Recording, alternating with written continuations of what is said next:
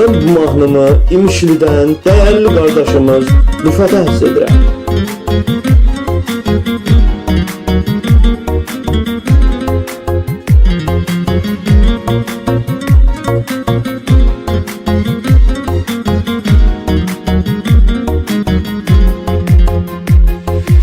İmişlidən Rüfət ürəkdi birbaşa, can qurban sənin kimi qardaşa.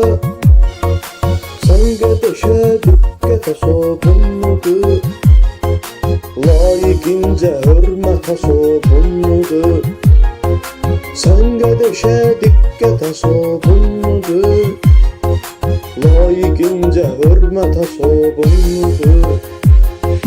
Var bulatı, öz hörməti, zala koy oldu qiyməti. Rüfət sözün biraz acıdır, qardaşımız baş tacıdır. Təbrikəmindir qəhrəman, şəhid əminə can qurban. Fəxr edirik onunla biz,